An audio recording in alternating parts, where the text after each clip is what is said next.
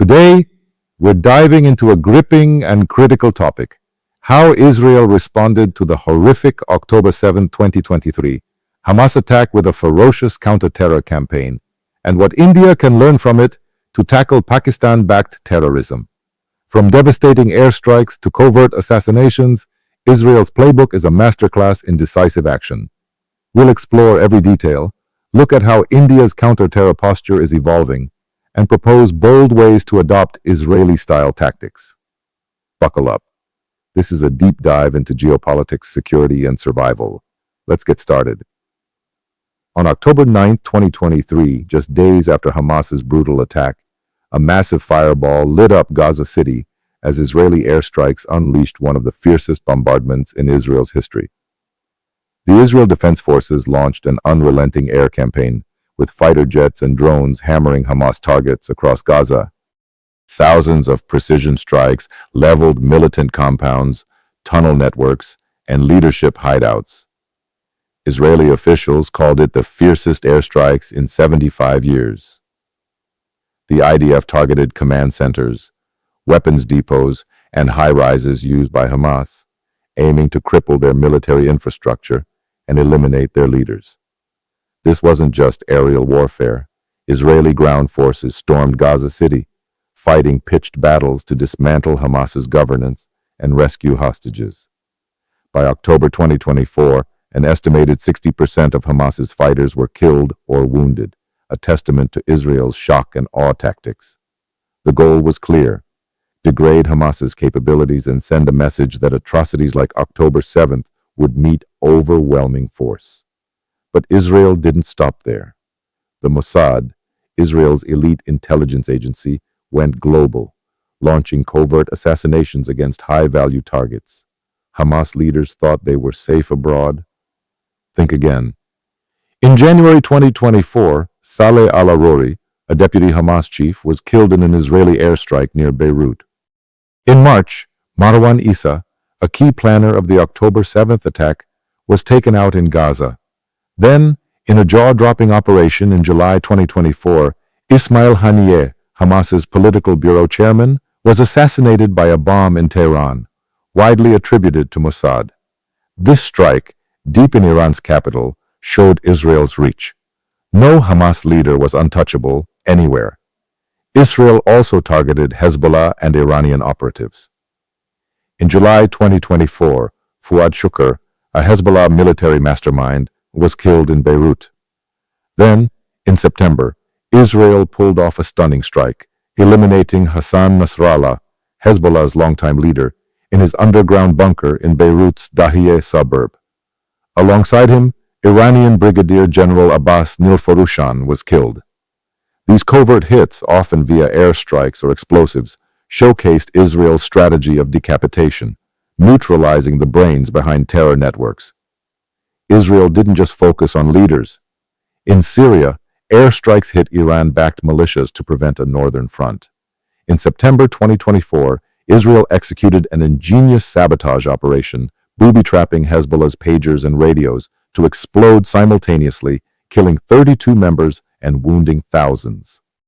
Days later, Ibrahim Aqal, head of Hezbollah's elite Radwan brigade, was assassinated.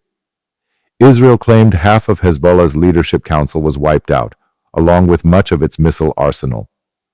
Beyond Lebanon and Gaza, Israel struck Iran's proxies like Yemen's Houthis, who fired missiles at Israel, and even hit Iranian missile sites directly after Iran's own attacks in 2024.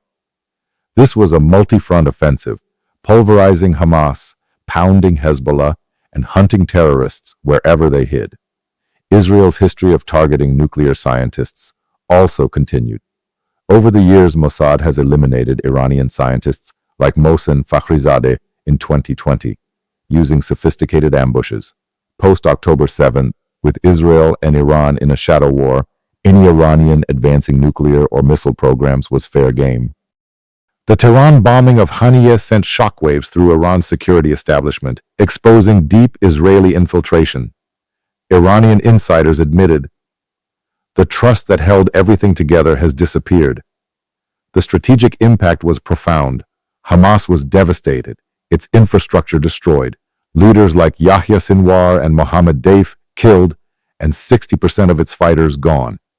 Hezbollah was shaken, losing Nasrallah and half its leadership, with paranoia crippling its ranks. Iran was rattled, its deterrence tested, and its proxies cautious. Israel's campaign deterred Hezbollah from all-out war, limited northern clashes, and sent a message to groups like the Houthis: attack Israel, and you'll pay a steep price.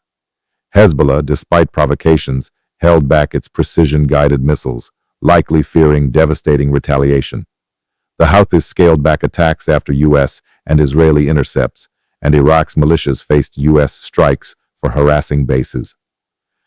Israel's actions reset deterrence, showing that aligning with an anti-Israel agenda carries life and death risks, anywhere, anytime. Now, let's shift to India. India faces a similar threat from Pakistan-backed terror groups like Lashkar-e-Taiba and Jaish-e-Mohammed, especially in Kashmir. Historically, India's response was defensive: border security, intelligence, diplomacy, due to the nuclear risk. But things are changing.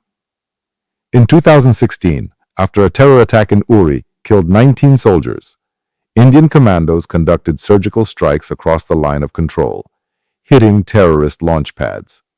In 2019, after the Pulwama attack killed 40 paramilitaries, the Indian Air Force struck a Jaish-e-Mohammed camp in Balakot, Pakistan, the first airstrike on Pakistani soil since 1971. These actions signal a bolder India, willing to hit terrorists across the border. Domestically, India's counter-terror ops are robust. In Kashmir, security forces kill dozens of militants yearly, and agencies like the National Investigation Agency bust plots nationwide. India's External Intelligence, RNAW, gathers intel on Pakistan's terror networks, and there are allegations of covert assassinations in Pakistan since 2020. Up to 20 militants killed, like Khalistani leader Paramjit Singh Panjwar in 2023. This mirrors Israel's playbook, but India's approach remains cautious, avoiding large-scale invasions or open strikes in third countries. So, how can India adopt Israeli-style tactics? First, India should develop the ability to neutralize terror leaders like Hafiz Saeed or Masood Azhar inside Pakistan. Special forces or RNAW operatives could conduct stealthy assassinations or snatch-and-grab raids, or recruit local assets like Balak insurgents to hit shared enemies, providing deniability. India should develop the ability to neutralize terror leaders like Hafiz Saeed or Masood Azhar inside Pakistan. Special forces or RNAW operatives could conduct stealthy assassinations or snatch-and-grab raids, or recruit local assets like Balak insurgents to hit shared enemies, providing deniability. Reports suggest RNAW already killed 20 militants in Pakistan since 2020, showing feasibility. This would disrupt terror groups and deter recruits. Second, India should deploy plainclothes quick reaction teams at vulnerable sites: temples, markets, train stations. These commandos, like Israel's Mista Aravim, would blend in but be ready to engage terrorists instantly. During the 2008 Mumbai attacks, such teams could have stopped gunmen sooner. Pre-positioning armed operatives at public events would save lives and deter attacks.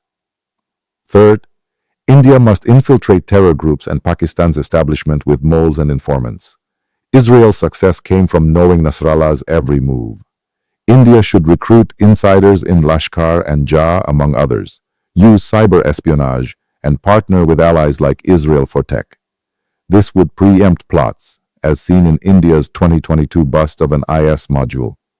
Deep intelligence is the backbone of effective strikes.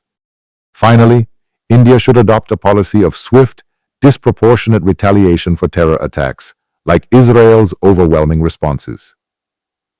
After Pulwama, Balakot struck within 12 days. A formal doctrine could promise retaliation within 48 to 72 hours, hitting terror camps or even Pakistani posts complicit in attacks. This would deter Pakistan's ISI, forcing them to rethink proxy wars. These tactics raise legal challenges. Striking inside Pakistan could violate sovereignty, but India can justify it under self-defense, citing Pakistan's failure to stop terrorists. Deniability, as Israel practices, mitigates backlash. Diplomatically, Pakistan and China may protest, but India can manage this by framing actions as counterterrorism, rallying allies like the US, and avoiding civilian casualties.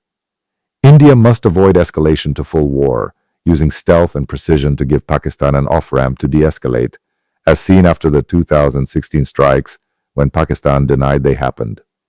China's objections can be tempered by keeping actions limited and avoiding Chinese assets. India should also leverage forums like the Financial Action Task Force to highlight Pakistan's terror financing, strengthening its moral case.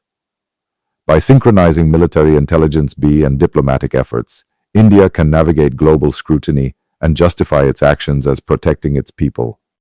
In conclusion, Israel's response to October 7th was a masterclass in counterterrorism, crushing Hamas, shocking Hezbollah, and deterring Iran. India, facing Pakistan's proxy war, can adopt these tactics to neutralize terror threats. Covert kills, undercover commandos, deep intelligence, and rapid retaliation could raise the cost for Pakistan's terror sponsors, saving Indian lives and enhancing security. Legally and diplomatically, challenges exist, but with care, India can navigate them. Like Israel, India must assert its right to protect its people, sending a message. Those who target India will face consequences, no matter where they hide.